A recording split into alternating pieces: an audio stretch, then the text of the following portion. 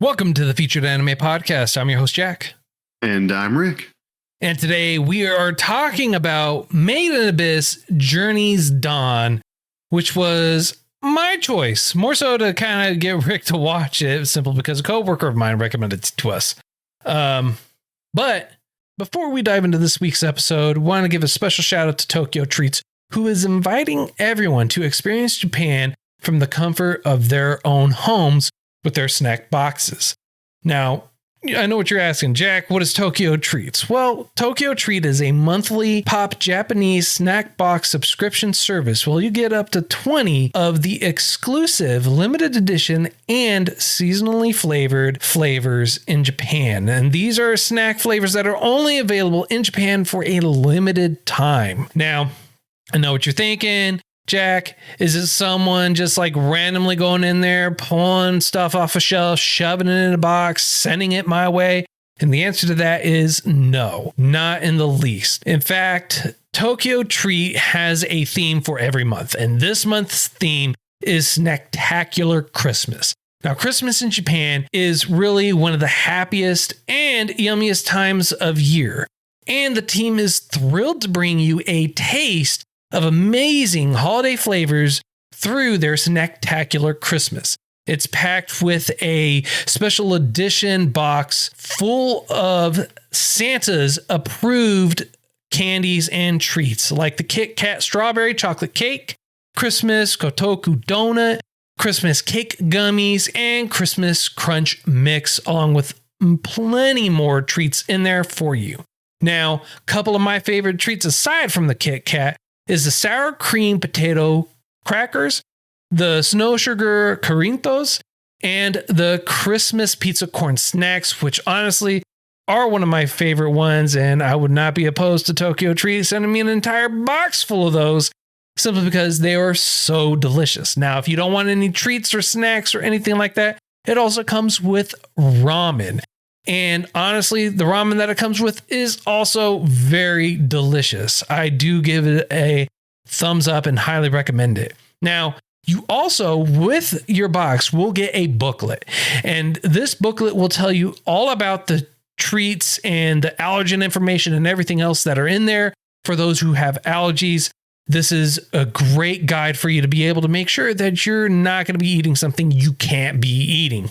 Also, this booklet contains a wealth of information about Japan's culture and tells you all about them, which I think is really cool. And it's honestly a really fascinating little booklet that they give you every single month.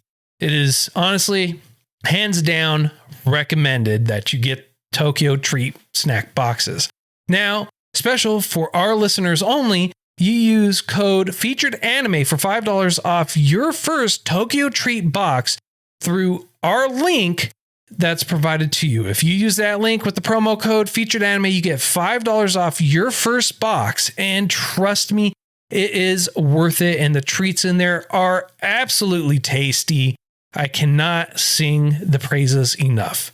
And we were also talking about a bunch of wonderful stuff in the pre-show as well. If you want to catch part of that wider conversation that we usually do with every episode, you can go to patreon.com/featuredanimepodcast. $1 a month to gain you access to that bonus content. And if you want to help support us through other means other than by going with our sponsor Tokyo Treats, you could also go to our store, shop.featuredanimepodcast.com, and you could go to our website, featuredanimepodcast.com, to get all our information, to contact us, reach out to us, all the other wonderful stuff. Be happy to hear back from you all. And now on to the meat and brotatoes. Made in Abyss Journey's Dawn came out January 2019. It is a movie produced for our ATX, Sony Music Productions, Kadokawa, just to name a couple. Studio for it is Kinema Citrus. It's based off of a web manga. Genres for action, adventure, drama, fantasy, mystery, sci-fi, and survival. And it ran for just under 2 hours. So like an hour 57, 58-ish, 9-ish minutes. Yeah, it was one of the longer movies I think we've watched in recent times. Indeed, indeed.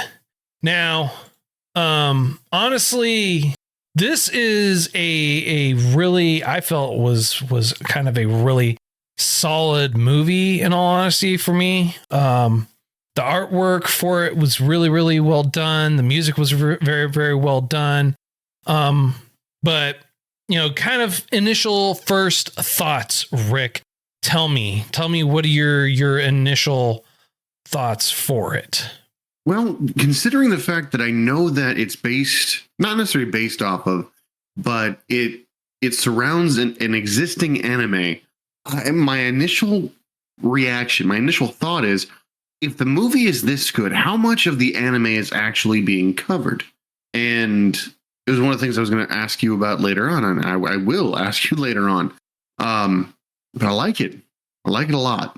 There's very little going on that isn't intriguing, isn't impressive, and isn't captivating.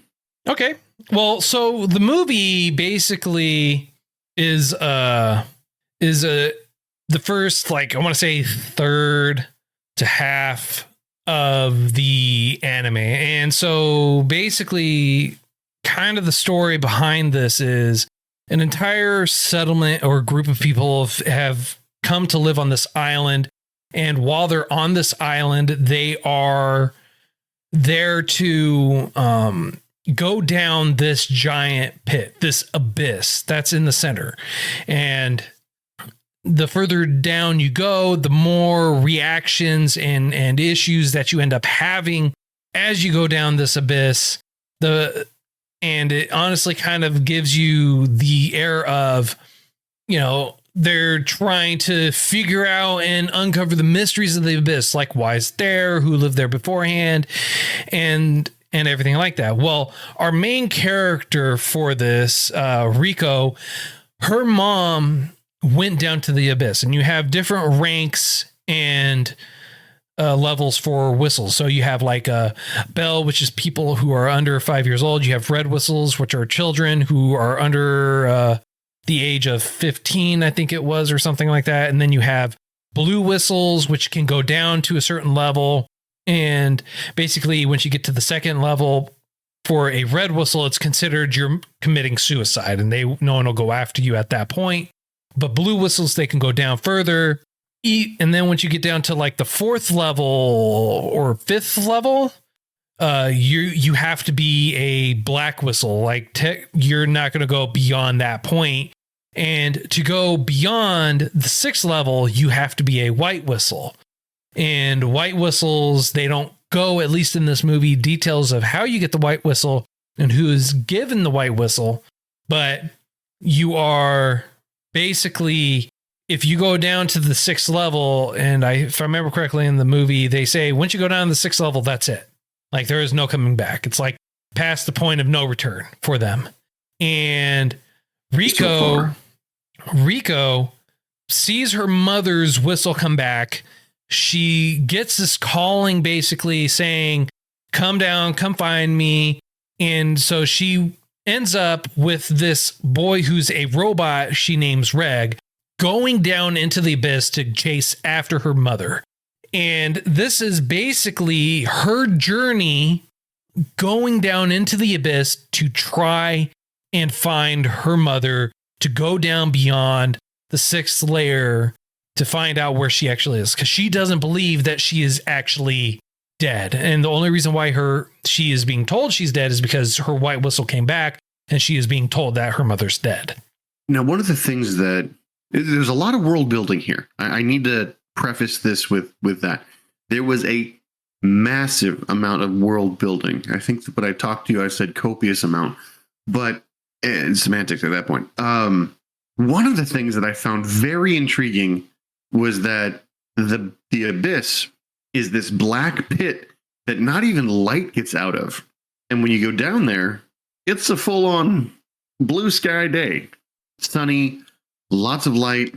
Well, depends on the layer you're at, but you also have to kind of take into consideration too the when you go down into the abyss, it's an entire ecosystem. It's an entire structure that goes along with it too. So it's not just that, it's it's a lot. So it reminds me of the hollow earth theory, where like, if you go deep down, you'll see a whole ecosystem, a whole sun, a whole different kind of world. And they kind of built upon that. There were 5 levels you're allowed to go to, in the 6th, and possibly, I need to emphasize this, possibly final level. They're all different with their own, and this part really makes me happy, their own different time dilation. Time flows differently between the levels.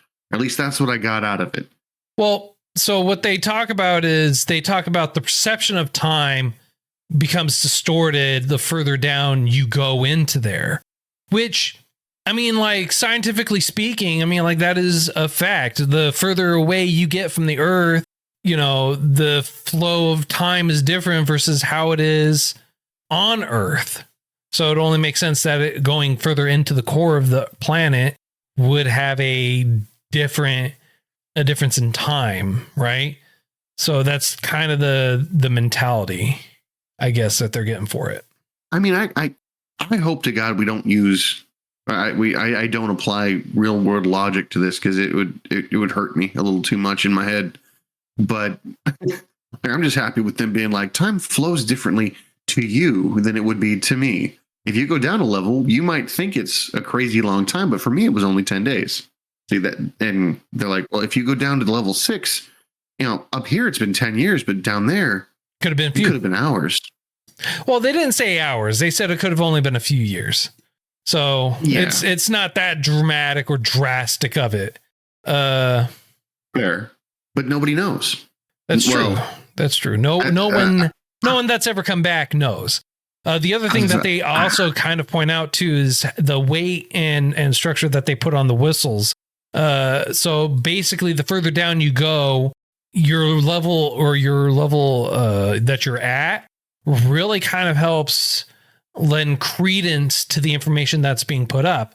And basically, anyone that sends a information or a balloon or anything like that back up through the abyss, basically, if you're below the 6th level or at the 5th level or lower, if you're not a white whistle, it's considered the insane ramblings of an individual.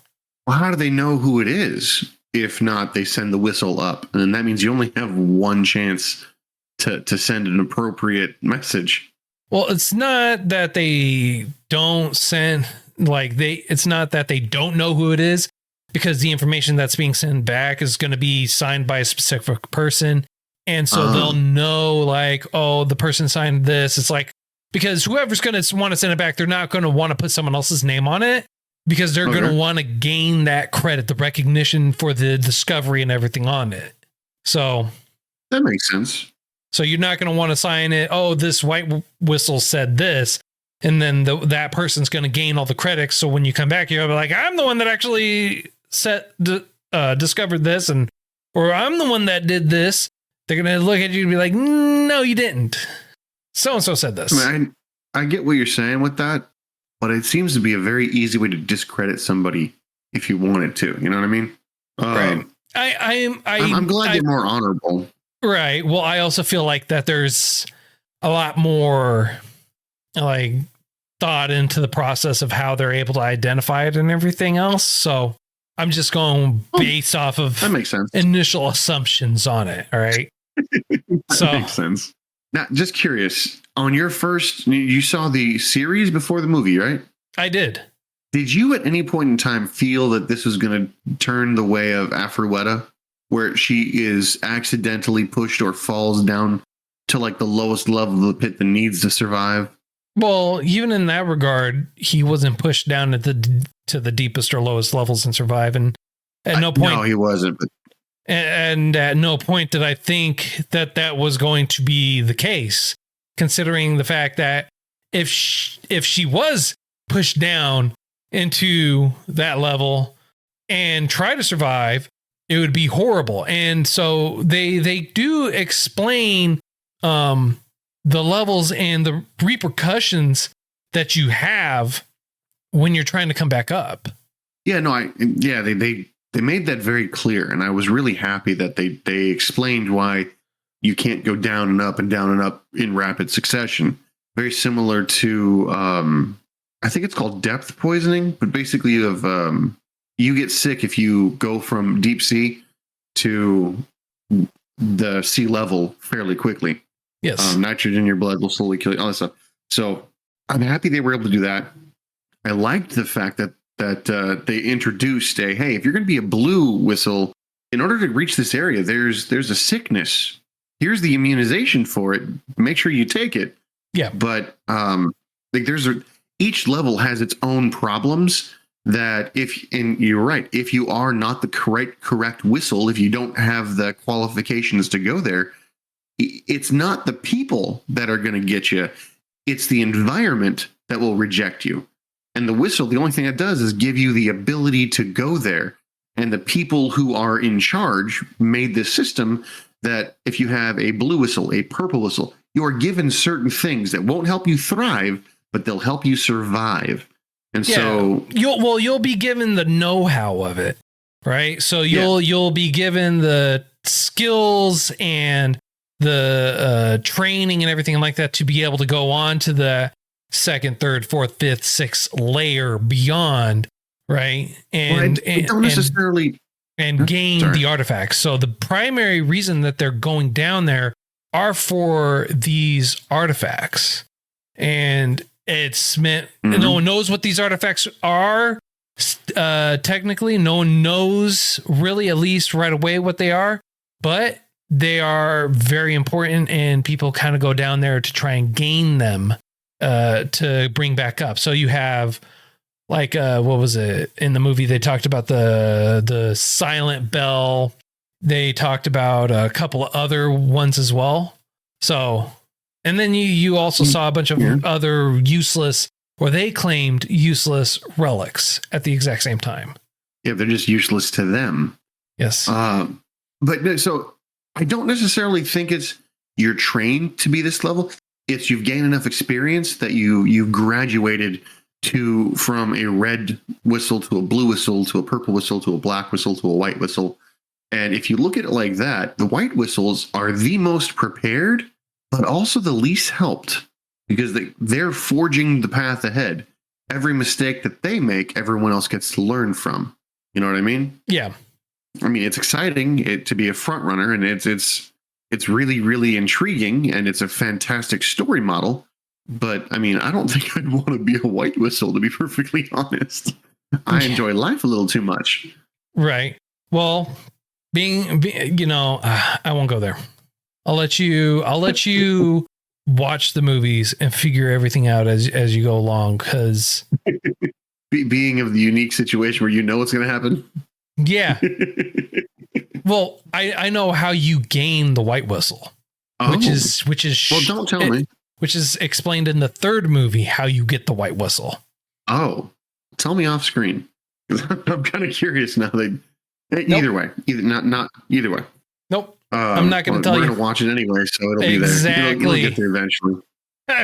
And I'll reference back here being like, you lied to me.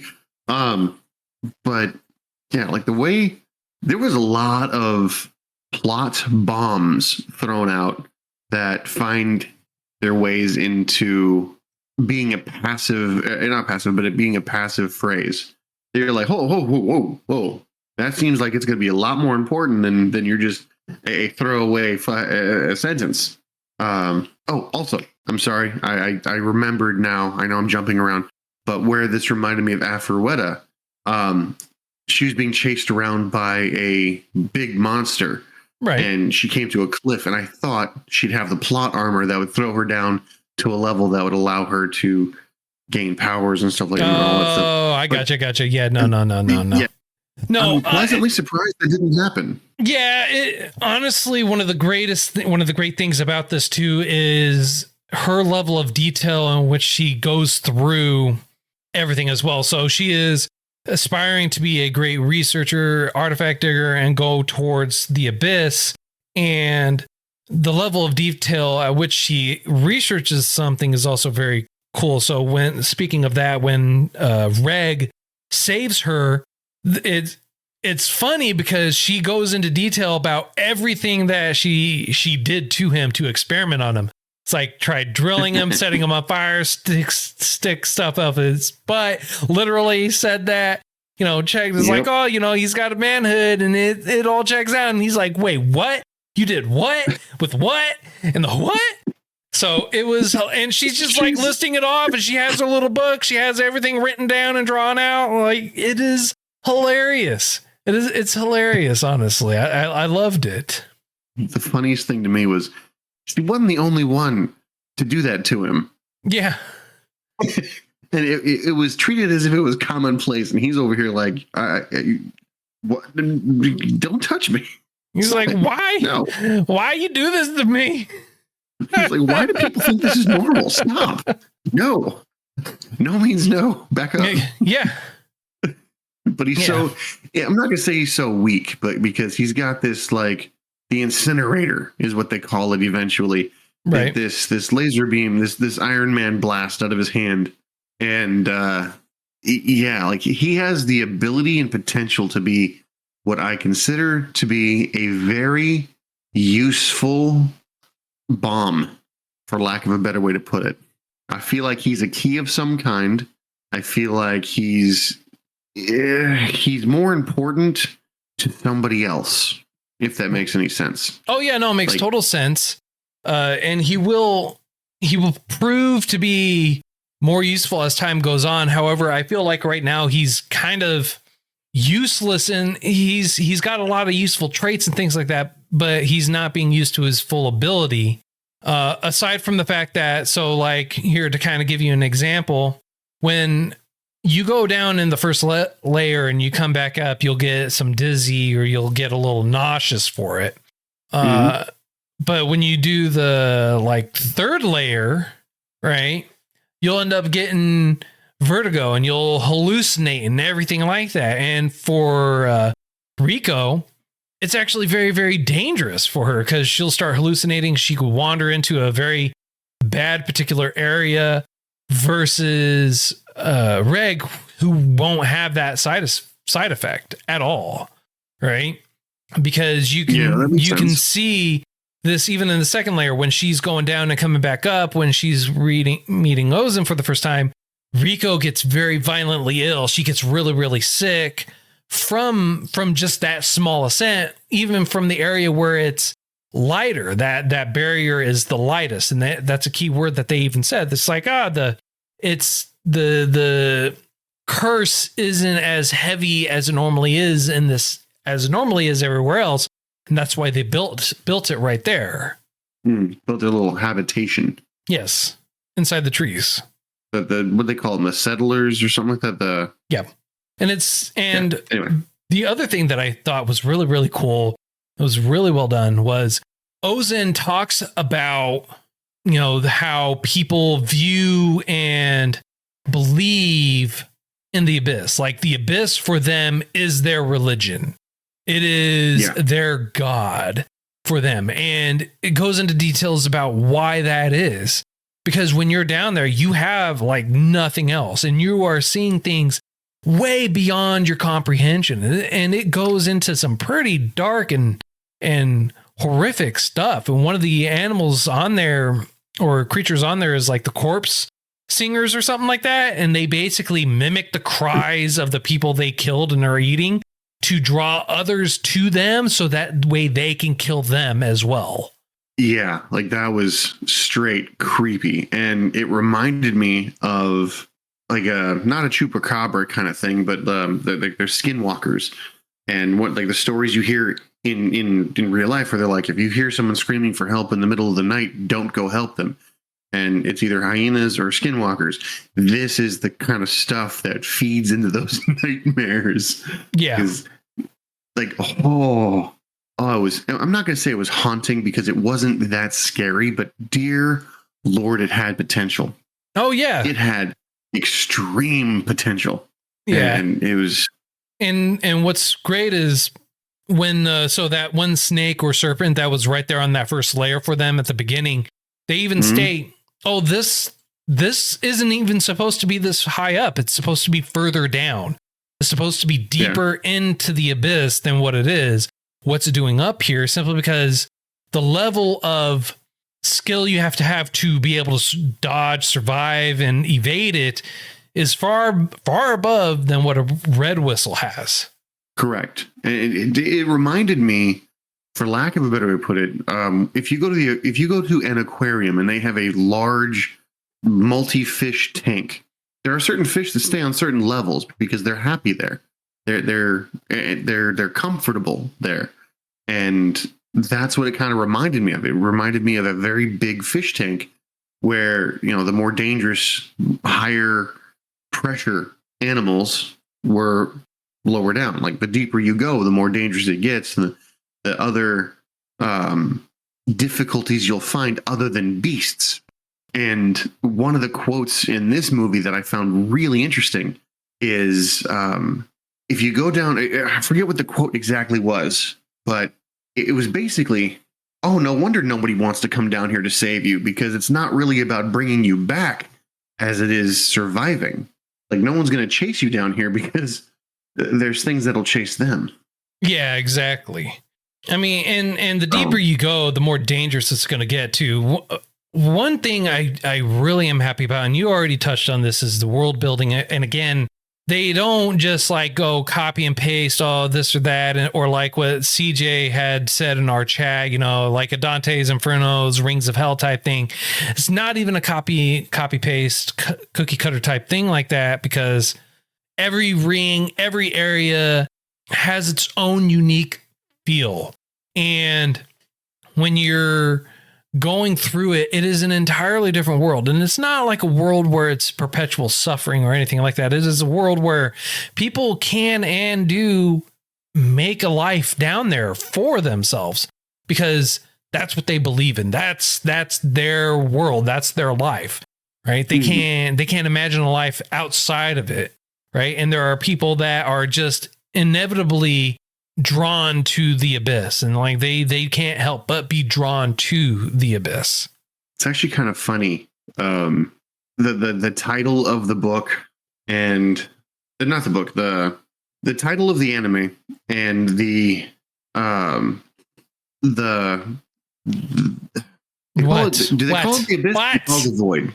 Okay. So basically, if you look over something high in real life now, if you look over a very high place, and some people have this thought, I wonder what it'll be like if I jump. I wonder what'll happen if I was just to fall over. And it's pretty much I think the psychological term is the call of the void. And this whole thing kind of reminds me of that. They see this big hole in the ground, and it calls to them. Yes, the abyss does call to them to bring it back to the anime. The abyss does call to everyone inevitably. But no, I get what you're saying. There are some people that when they can't help it, when something calls to them. Okay, I get what you're trying to go for here. I get, even though it's not something good for you. Yeah, no, I know. So, but bringing it back to the anime. Yeah, that's what I was. Right. Is that all you got? Oh, I thought you were going to add to it. No, bringing it back to the anime, like the call to the void, or the call of the void, is a similar thing here. And I kind of understand why people would want to go and explore, and want to go, not necessarily for fame or fortune, but it draws you almost like an obsession.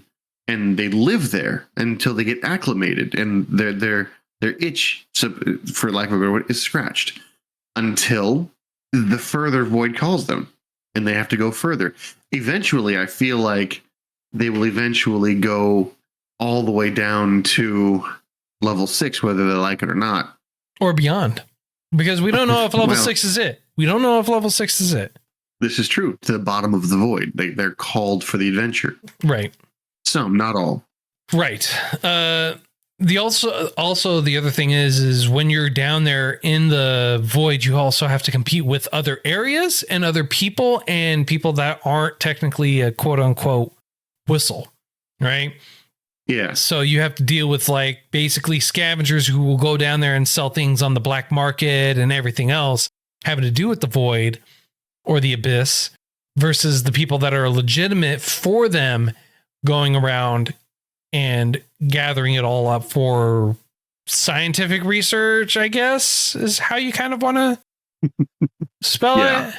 Profit. For profit. For profit.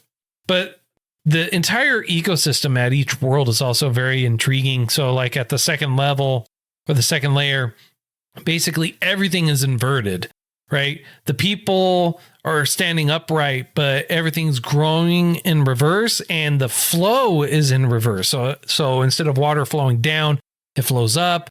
But the animals are still, in our perception, right side up. It's just everything else is upside down. That makes sense.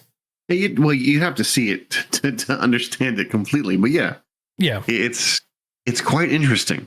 And I again, it was a very visually striking, rather appealing everything. You know what I mean? Like, it was nice. I enjoyed it. I'd watch again. It's something that I would absolutely recommend. The quality, the story. There was only like a few things I didn't like, but again, it were just the throwaways. Right. But overall, yeah, it was good. It was really, really good. All right. So on that note, sir, on a scale of up to 10, how would you rate this? Well, I'm going to channel my inner CJ. There was a distinct lack of TNA. So I'm feeling like 5. No, I'm kidding. No, I enjoyed it way more than I honestly was expecting to. It has brought me to the idea that I really want to see the anime. Like, I want to see the show. And I feel like this one is a solid 8.5. Okay, but well, I don't do halves, so 8. There you go. Okay, 8. For me, I'm gonna give it a 9. I really enjoyed it. Being that I have the anime to kind of compare it to, I know what they kind of ripped out mostly. And so, which I do think the anime does a little bit more justice. However, the movie does really, really well. It does a little bit more background and side notes. So it gives you different information in the movie, and it tells you more information about her mother and how she was. And I love the artwork for this. The music was honestly really, really well done. And even though they're children, you're not kind of detracted from their actions or what they're doing, because you can kind of, in a sense, put yourself in the exact same, mentality and situation for that. So for that reason, okay, I'm going to give it a 9. Now, next week, we're going to be watching Made in the Abyss movie numero DOUCE, the second movie, which I'm looking forward to. I'm looking forward to seeing what they do. I know for the first movie, they basically summarize like the first third of the series. And so I'm seeing I'm very interested in seeing how they're going to wrap up the entirety of the series, if I remember correctly, or the first half actually of the series. So on that note, you have any other final words, Rick, that you want to impart on this wonderful anime? Yes. The reason I didn't give it a 10 or higher was the throwaway comments that, it's important, I promise. The throwaway comments that make me really want to watch number 2. You said 10 or higher. We can't go higher than 10. Oh, no, sorry, not 9 or 10. I meant 9 or higher. Sorry, a 9 or a 10 was because there was unfortunately there was some throwaway lines that flip everything on its head in my mind, and I'm really happy that there's a second movie because I'm looking forward to it. Yeah, I hope they clear some stuff up. Yeah, and there are some bombshells in this movie that definitely kind of make you go, wait, what? For it. So that is for sure. So I'm I'm looking forward to the second movie is simply mainly because I'm interested in seeing what you're going to say for it. And then obviously because I'm enjoying the recap.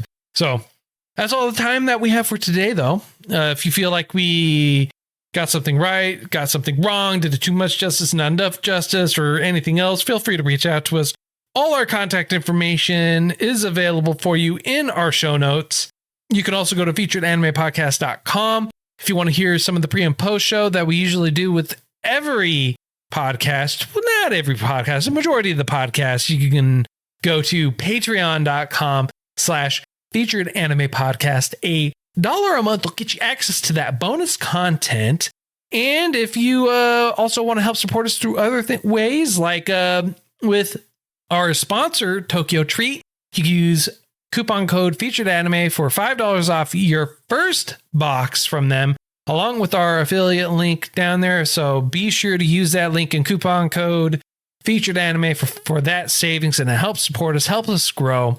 And until next time, I'm Jack. I'm Rick, and we'll see you next time.